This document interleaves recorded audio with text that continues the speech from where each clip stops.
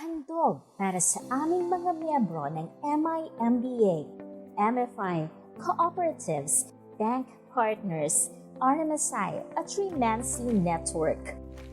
Mula sa PhilCare at RMSI, narito na ang abot-kayang healthcare program, Yakap, Yamang Pangkalusugan, Angkop para sa Tamayanan, na pwedeng gamitin ng mga miyembro na may edad na 18 to 65 years old.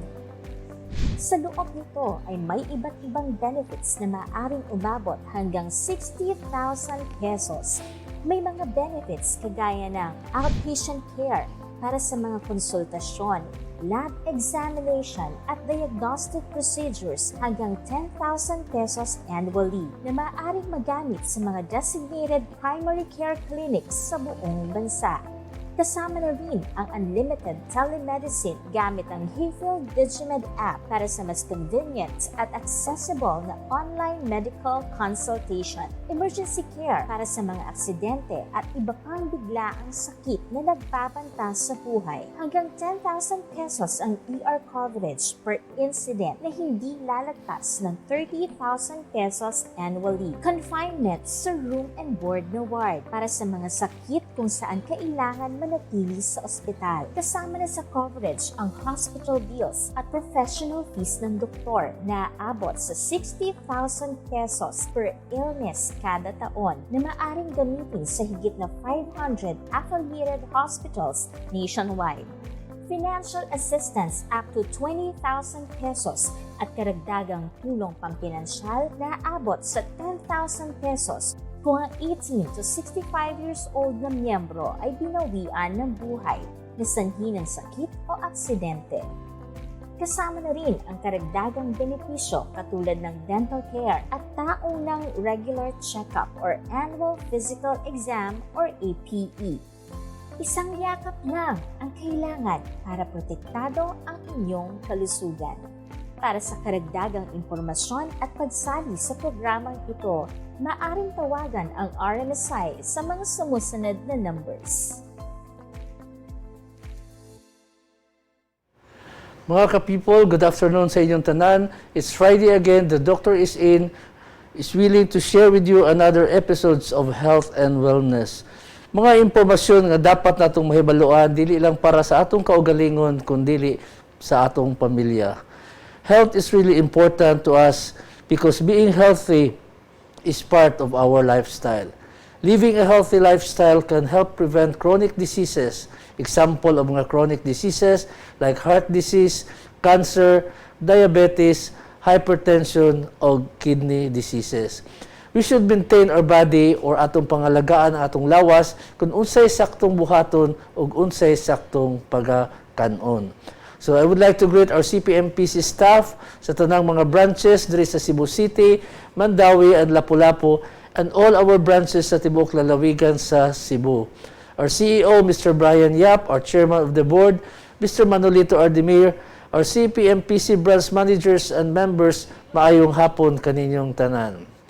Face-to-face consultation is already available at muhangyo lang ko sa tanang mga branches through our branch managers throughout Cebu Province nga makapatapok mo og patient at least 10 to 20 patients. So tapos kuha lang ang ilang mga cellphone numbers para sa ilang scheduled face-to-face consultation. So once makagather na mo og mga ka-people for consultation, immediately inform me para ato dayon ma-schedule sa ilang consultation. So mga branch managers nato sa Bugo, Balamban, Barili, Karkar, Tabunok, Lapu-Lapu, and branches within Cebu City, face-to-face consultation is already available.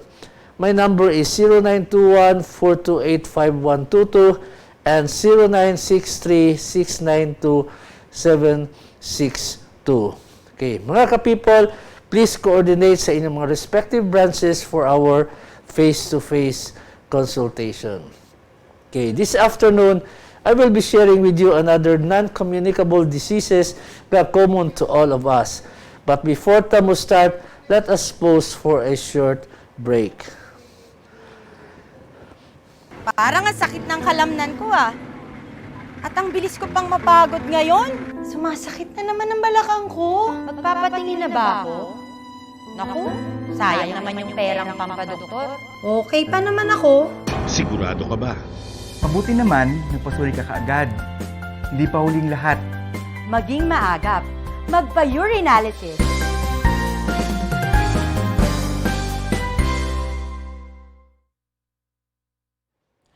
Okay.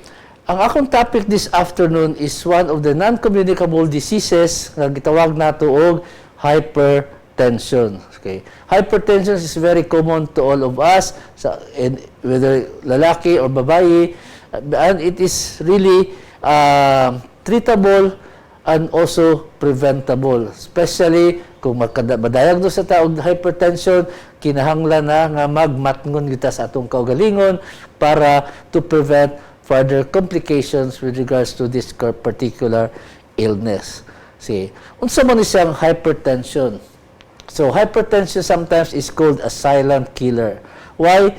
Because through hypertension, mo elevate ang atong blood pressure. So, it is a serious medical condition that would significantly increases the risk of heart disease, brain, kidney, and other diseases.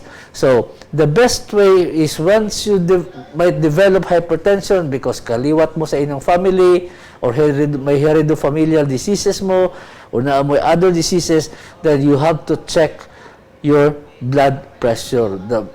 Sa iyo na kaayo pag-determine kung na ba kay high blood or wala. Maadto ra ta sa clinic or maadto ra ta sa atong doktor sa silingan natong clinic or district hospital o barangay health center kay maka-take ra na sila og blood pressure para mahibaw-an nato kung taas ba ang atong pressure or dili. So once mo taas ang atong pressure, then we have to undergo a series of examination para to prevent complications with regards to hypertension. Bisag wala tay gibati, kinahanglan gyud ta nga magpa-konsulta. That is part of our wellness na especially kung naatay mga kaliwat o naatay mga heredofamilial diseases, then we have to check ourselves. Dili kay maghuwat ta na naa natay gipamati, like for example mga simptomas sa hypertension, dili ta magpaabot ana. It is better nga magpakonsulta ta. The easiest and the way is magpa-check ka sa imong blood pressure to determine whether you are hypertensive or not. Okay. So, next slide.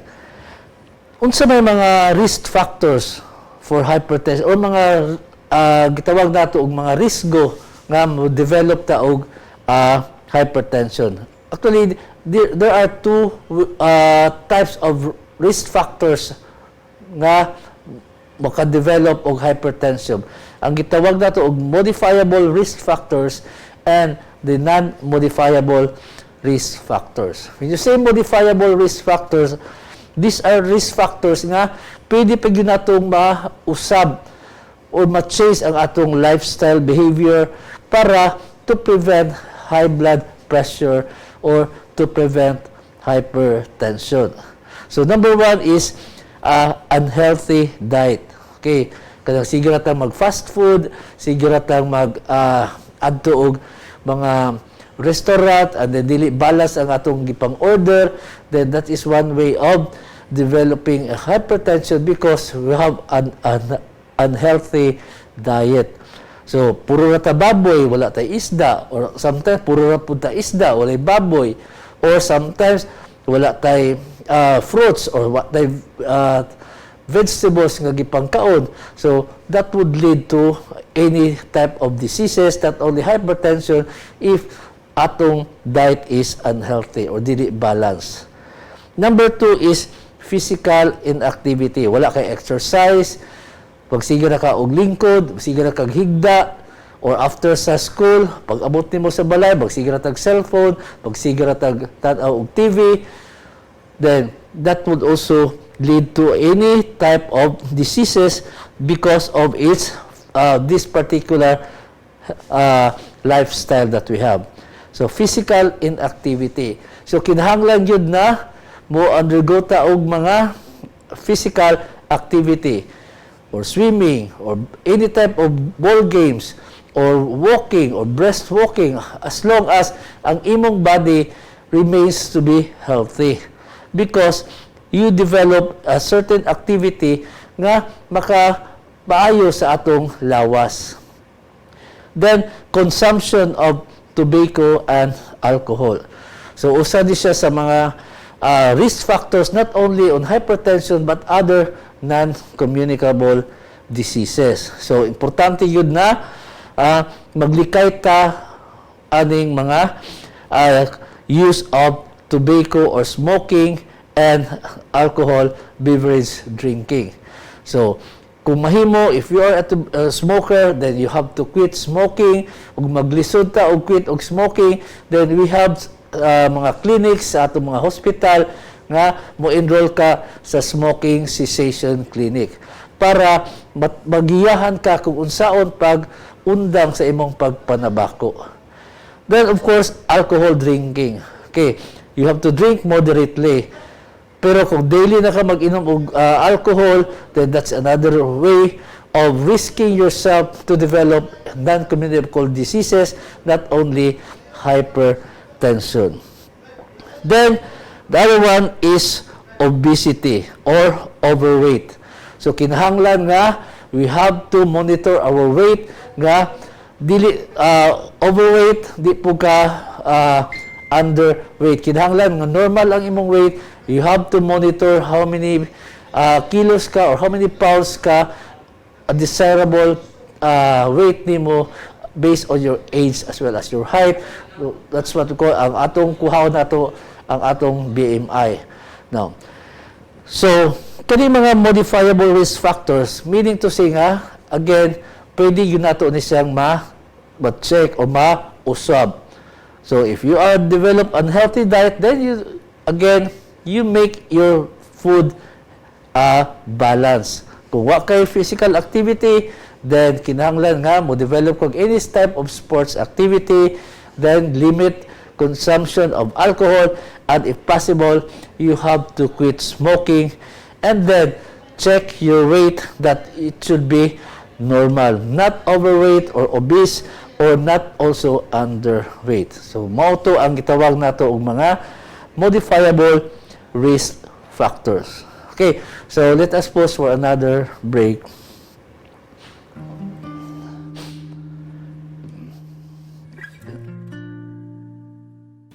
Ako sa una, wapa ko mamember sa co-op, akong gamit sa nasikad, padjak pa ko niya. Sa dihang naihingkuan sa kuhang offer na magpamembers ko, kay nindot og member kay kas co-op, kay makatabang sad sila. Moto nagpamember ko. Naman, hingnan ko nila na palunon karon makapuno-puno additional sa kanang mga puhunan. Amo to nakaluon ko, nakapalit kog sudlanan sa katong ice cream, nya nakatura-tura. Nya nakaloon sa kog para akong sa balay ug sa tindahan. Dako kay katabang gid ang co-op.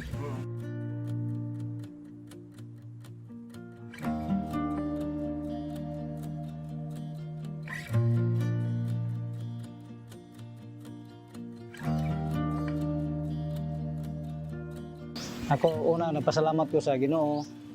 Panduha ka Ma'am Berje katong kuan pa sa una Ma'am Berje mo tay nagkuan gid sa Ma'am Berje o kang ilanin sa mga staff dahil Sir Nison sa mga Sir J katong abot pa ta sa kuan o sila karon Ma'am Daryl ang mga staff da mga kolektor sad. Pasalamat sa kunila na mao na natabangan sa kunila na natabang sila kanang kuan sa kuaba na nindot kay ang co-op magpamember.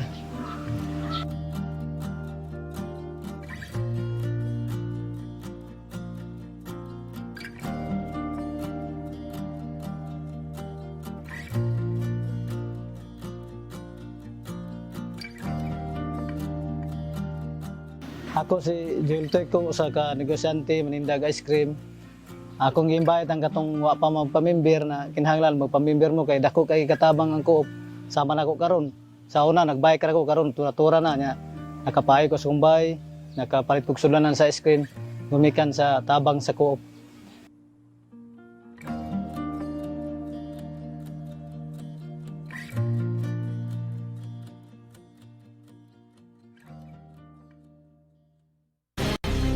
Hindi porket wala kang nararamdaman, Wala kang sakit. Magpa-urinalysis ka. Kayang matukoy ng isang simpleng urinalysis kung meron kang diabetes, hypertension o iba pang sakit o karamdaman na pwede pang lumala.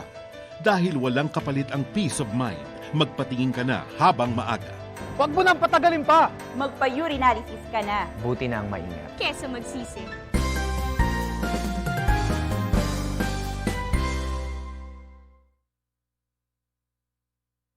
Going back to our discussion about hypertension. So kanina, we've been discussing about the risk factors, in particular ang modifiable risk factors. Karon ang atong next top slides is all about the non-modifiable risk factors. So unsa man ni siyang non-modifiable risk factors? These are risk factors that could not be changed. So meaning to say nga dili na gyud ni mausab kung naa ta ani sa atong lawas o naa ta ani. These are factors nga that could not be changed, that would develop hypertension. So number one is family history of hypertension. So naa sa inyong pamilya, kaliwat mo sa high blood either sa imong mother paternal side or maternal side. So, or even sa imong mga lola o lolo, kung high blood sila, then there is a possibility nga mo develop mo kag hypertension because naana na sa inyong bloodline. Another one is the age. Now, mostly over age 65 years of age mo develop og hypertension. But now, even mga at younger age, even mga 30s or 40s, naanay nagtag-as og hypertension because of this mga modifiable risk factors na dili nila gi-follow. So, muna nga, as early as mga 30 to 40 years of age, mo develop na og hypertension. Another one is the coexisting diseases. Meaning to say nga, wa ka kay bulosa nga nagka-high blood na ka because naa kay laing gipamati sa imong lawas that would kanang makakos also of hypertension like diabetes or kidney diseases. So that means nga na kay coexisting diseases nga on top of your hypertension. So these are the non-modifiable risk factors. So this could not be changed. So the only way that to prevent high blood pressure, you have to take medication or kinahanglan nga magpakonsulta ka para mahibaw-an nato ug unsaon paglikay ug unsaon nga ma-prevent ang imong high blood pressure. Especially nga naana sa inyong family, you are already at the age of 65 or above or even 30, 40 or 50 years of age, then naay coexisting diseases like diabetes and kidney diseases. Okay, next slide. Unsa may mga common symptoms of hypertension? Okay, number one is early morning headaches. Okay, sayo sa pasbuntag, maglabad na imong ulo. Or even the whole morning, especially kung mainitan na gyud ka, sometimes maglabad ang imong ulo. And then, you develop nose bleeding or epistaxis, magdugo imong ilong, or irregular ang imong heart rhythm or ang heartbeat nimo makabantay sa imong pulso, irregular ang pitik sa imong pulso, then there is a possibility nga irregular ang imong heart rhythm. Then, naanay vision changes. Ma-blur na imong pananaw o mausab na ang imong pagpananaw, then you have to check this early para ma-determine kung due to hypertension ba or naagyo kay sakit sa imong mata, like for example as early or error of refraction nga kinahanglan na ka maggamit og mga eyeglass, then usa po na sa i-check kung naa na kay vision changes. Then usahay buzzing of ears, meaning to say nga naay mura og madungog sa imong dunggan nga nagtingog ang imong dunggan mausa na sa mga possible symptoms of hypertension. Okay, next slide. Then, if mo develop gyud ka og high blood pressure, then there is a possibility nga makakuha ka ani mga other symptoms like fatigue, pura kag siging kapuyon, siging kaluya imong lawas, dili ka ganahan mo trabaho, pagsige ra ka og higda sa imong balay. Then that is one of the symptoms also of hypertension. Another one is nausea, meaning to say nga kasukaon ka, mura ka og siging gadug-ab. That is also another symptoms of hypertension. Then of course, kung sige kag dug-ab, sometimes musuka gyud ka. Kay ang nausea is mura kag kasukaon or magdug-ab ra ka, then vomiting, musuka gyud ka sa imong mga previously eaten food. Or sometimes you vomit with only a saliva. Then of course, confusion. Malibog na ka, murag there is confusion, there is something that you cannot fully understand, murag ba og dili na ka make a decision kay you are already confused of what's going on.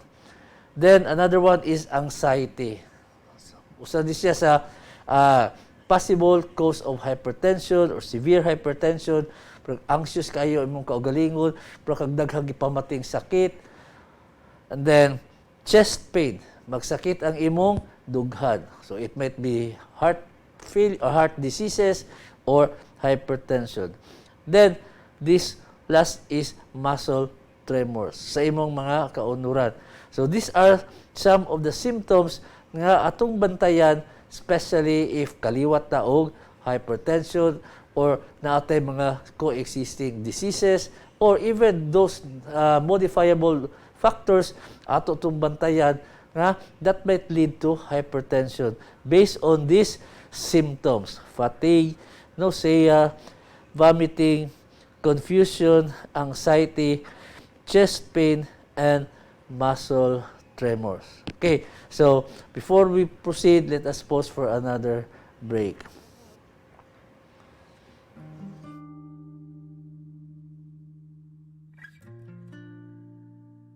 Ako maninda man jud ko, dugay na ko maninda mga snacks, ana ba magturoy niya. Namang ko abot na kong pitos niya, nakaila na po na ko sa manang nali nga, ingon siya nga pagpuop kay para magkuhan ko. Nainganyo sad ko kay pagawa na trabaho akong bana, dihasa ka ng kuha na siya.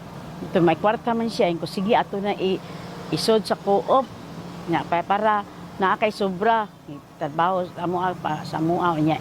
Kung mo to nga hindi ako kay nakatabang nako ang co-op kay panahon nga wala mi puhunan kay minduha. Sige na ako siyang i-train.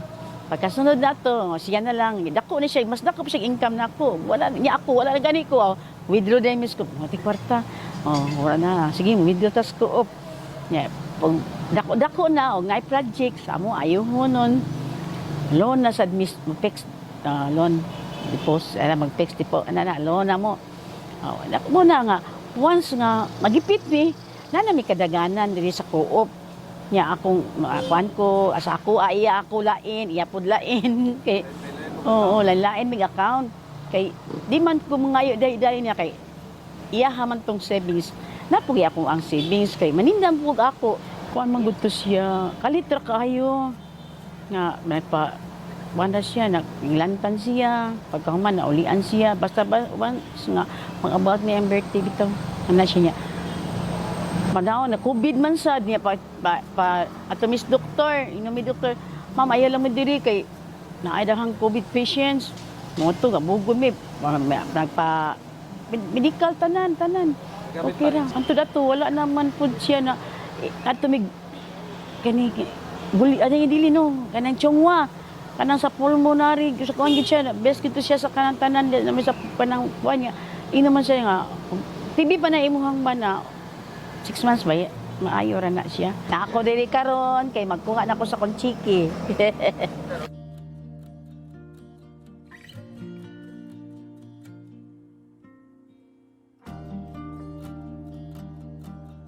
Akong digin malimtan sir. Kanang makautang ko. Maka-loan ko ba sa anytime, maka-loan ko, maka-withdraw sa ko sa akong savings. Mao gini akong number one nga, kung ano yan, nakatabang po sila sa ako ang panahon na ipit yun ko.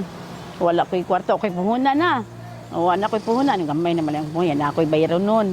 Mamuhunan ko nag-order nga, dahil ginagpo, labi na ng New Year, kalag-kalag, December. Nagko may puhunan, ana. Nya akong bana, naaman siya, dako man siya savings o text na ako. Mumuhunan mo ginag 1,000, mga ana niya, the rest, ana, mulakaw, nami biyahe, nami project. Ana, mao na nakakuan sa among co-op. Karong adlaw, sir, katong primero, ingon ko no, nga naanak ko diri karon kay mag-claim ko sa chiki sa pagkamatay sa kumbana. Kay dugay ganito ako naman tong nga may na lang to katabang magdako nako mga mapuno pud to sa akong puhunan say hinay na magitay magsalig among ko magsalig anak nga malihok man jud ako nga mao na nga natay dahan ng natay kwarta natay atong mahikap para pod magkahinay-hinay lang sa kog negosyo nga na ako katong kwarta ako pud ipambayad sa kulang nako sa ako mga expenses ba. Number one ang Ginoo kanang diri atong mga nag-alaagad siya sa co-op, mga staff diri. Tapos ang nag-invite po na ako, nga ari diri, si Mang Nalin, nga to ba, mamang to siya nag-ingon ako nga, apilog co-op, kung kuha na, sa una panahon, dugay na ko mo-aptin, niya, wala pa man ko kakuan asa ba, ingat siya kay, daaman diri, daaman to nga to, nang silya, apil ko nang silya kay, silingan po na mo siya. Katong dili pa members sa co-op, gi-invite mo kamo nga magpa-members na mo sa co-op kay dako kayog tabang sa atong pamilya o sa atong negosyo.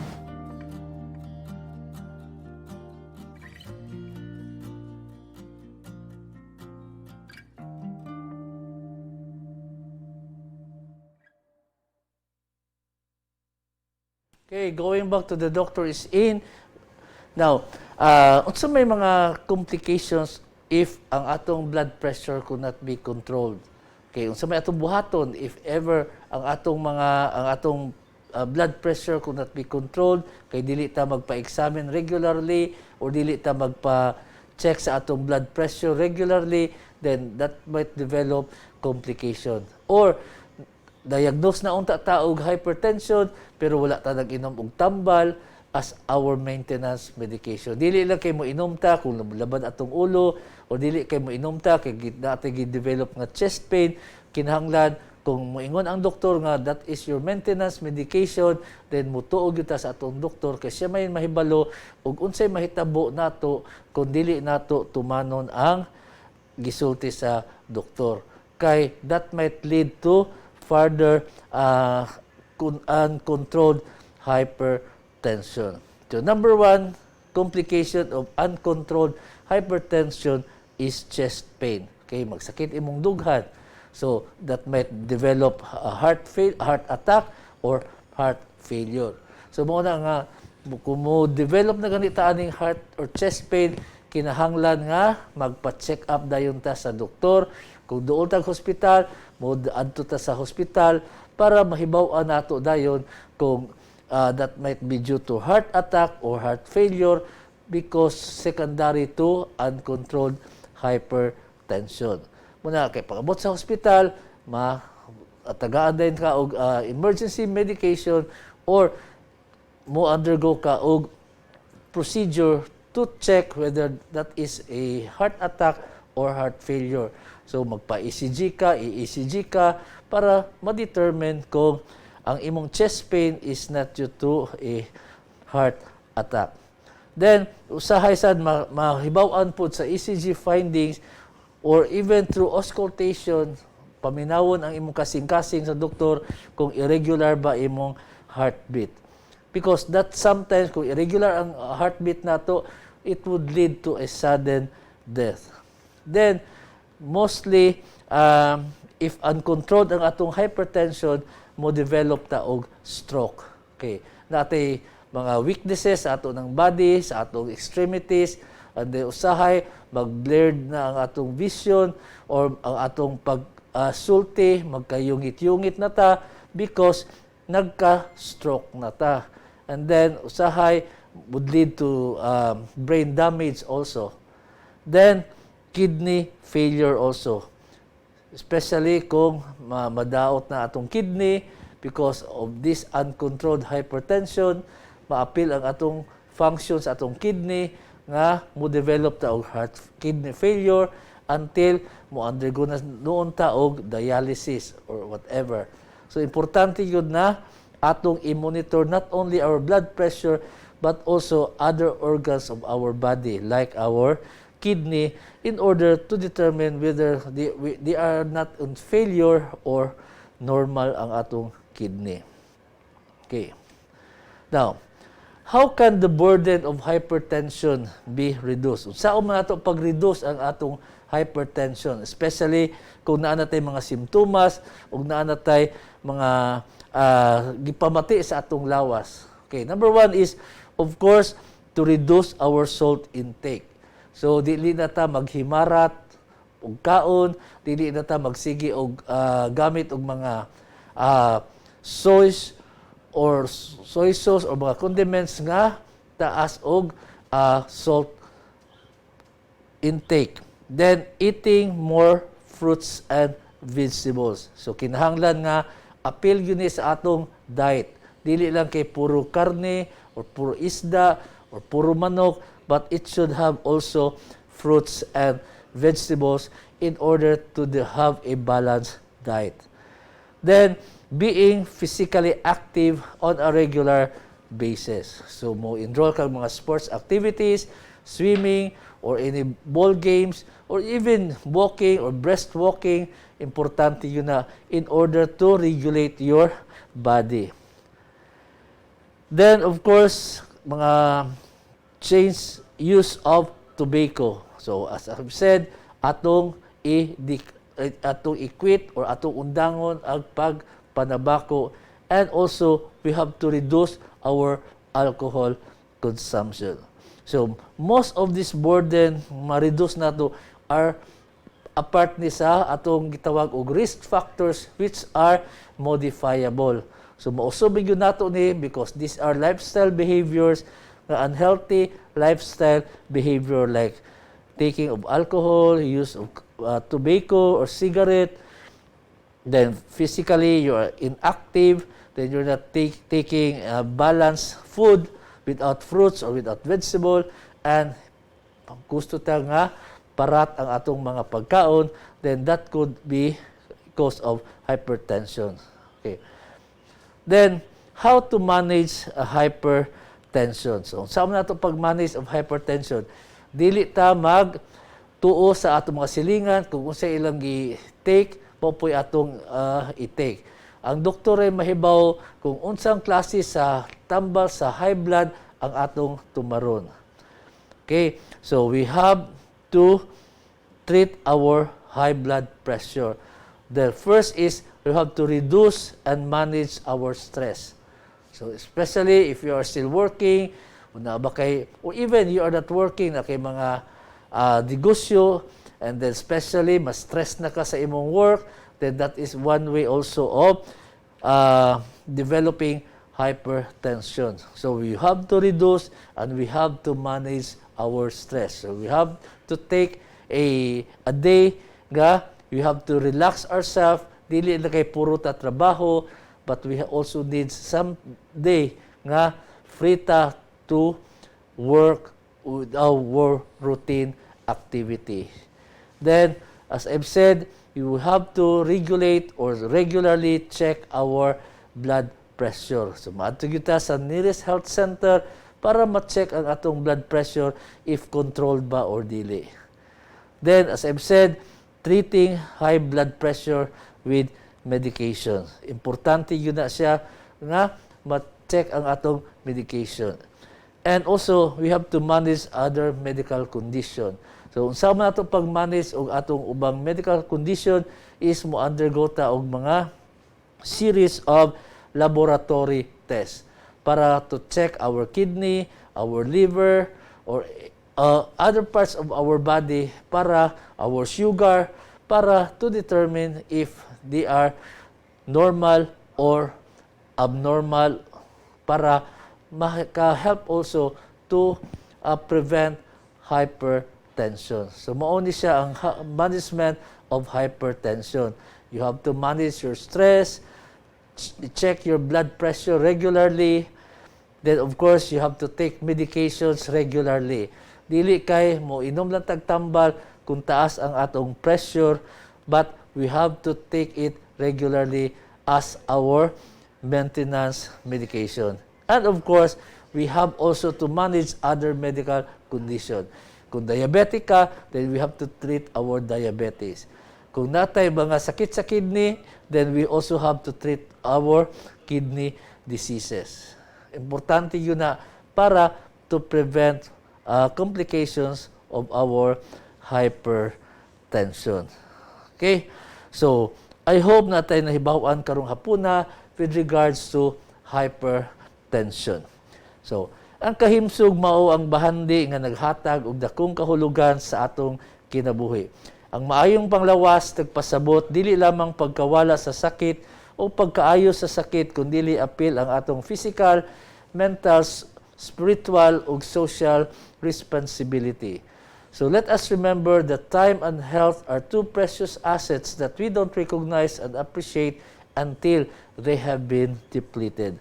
So let us continue our responsibility to maintain and safeguard our health as we continue to journey in our life.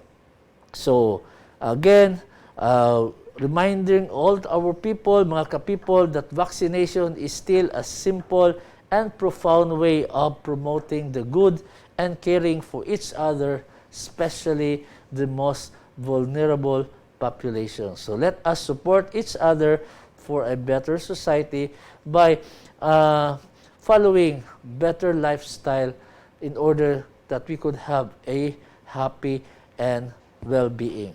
Again, so this is Dr. Chris. Till the next episodes of The Doctor is in for your health and wellness.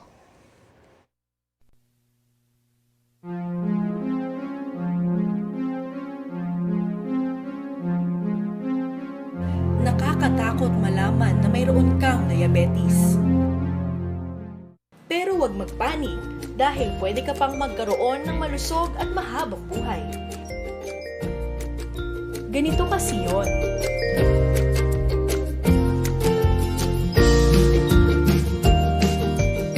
Pag kumakain tayo, napupunta ang pagkain sa tiyan na binubuo ng 3 nutrients.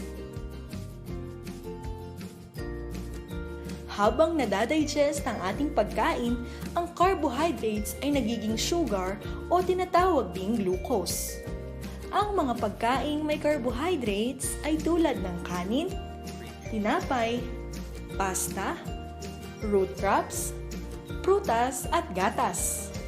Sa normal na proseso ng digestion o pagkatunaw ng pagkain, dadaan ang sugar sa bloodstream o daanan ng dugo papuntang muscle at fat cells.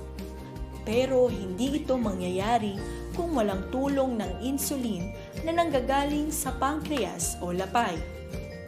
Ang insulin ay parang susi na binubuksan ang muscle at fat cells para makapasok ang sugar na nagiging enerhiya ng ating katawan.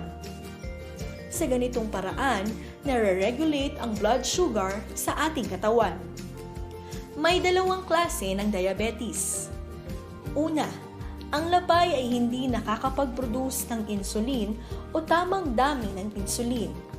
Ito ay karaniwang nakikita sa mga bata pa lamang hanggang sa kanilang pagtanda.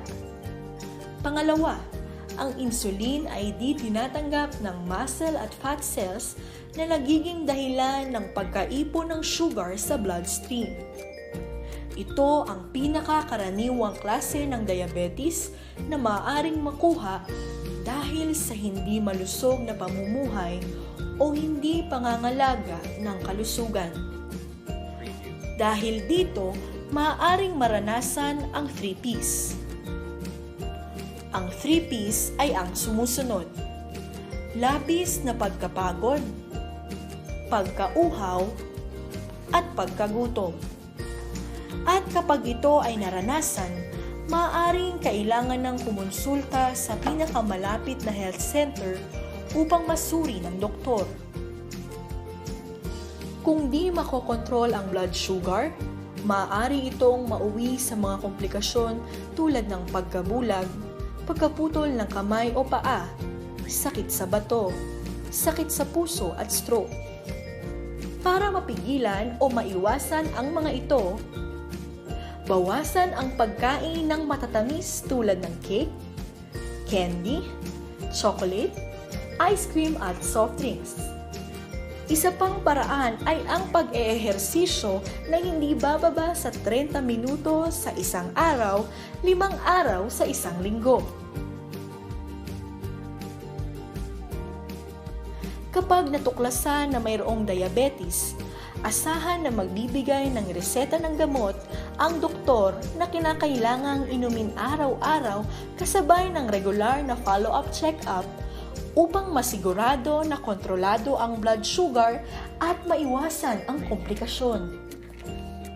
Maaaring pumunta sa pinakamalapit na health center upang masuri at para sa libreng gamot na handog ng Department of Health. Kaya, eat tama, tandaan ang trio. Regular na ehersisyo, iwasan ang stress, oh no sa bisyo. Huwag pa diabetes sa tamis. Huwag pa diabetes sa tamis.